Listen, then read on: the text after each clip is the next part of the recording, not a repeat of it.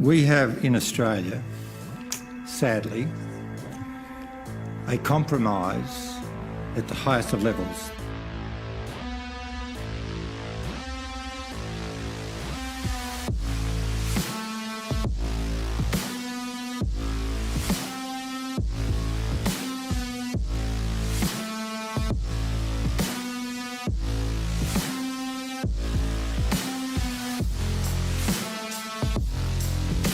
So, having produced a set of documents to the Royal Commission, which includes, disturbingly, documents that name in one document 28 people as alleged pedophiles, includes a whole lot of prominent people, and I think to protect the discretion of the Royal Commission, I won't comment on what the Commission thought, except that they thought it was outside the terms of reference of the Royal Commission. Could you explain to me why that is so? I actually want to go to the proposition, Mr. Attorney, that we should include in the terms of reference the institution of the law. And I have documents here which the Royal Commission has seen to justify that case, and in fact every Attorney General, from Attorney General Ruddock till now, has seen some of these documents. And they are police documents, and they are very disturbing.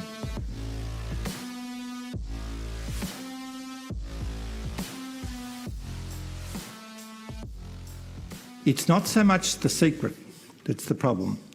It's when a group of people, such as the 28 people on this page, keep each other's secrets, that the institution becomes compromised.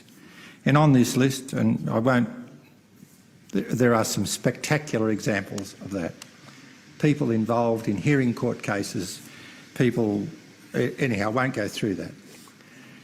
I just appeal for the thousands and thousands and thousands of people in Australia, and the Royal Commission, to its credit, is demonstrating the disgusting culture of some of our institutions.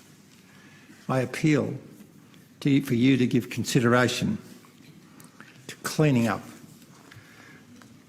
this act. I mean, the Royal Commission, the Wood Royal Commission, as you know, Mr. Attorney, was about to explore who the legal fraternity people were that used to attend Costello's, the boy brothel club in Kellett Street, King's Cross. And I've actually got the list here. And a lot of them are still practising. But the judge of the day of the Royal Commission decided it was a no-go zone, and Paddy Bergen, counsel assisting at the time, said, "We'll rise for morning tea," and they never went back to it. And I did ask the Commissioner why.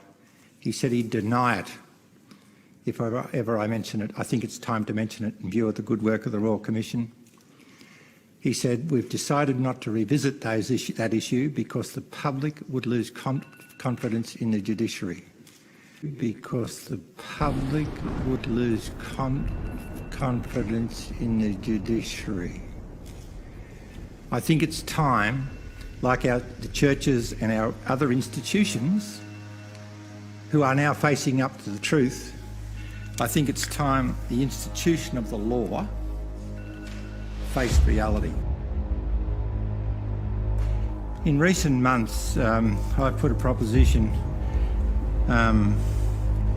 to the Royal Commission into the institutional treatment of children, and it's pretty heartbreaking to see what's gone on and what's been denied for the last 50 years now being exposed as a reality.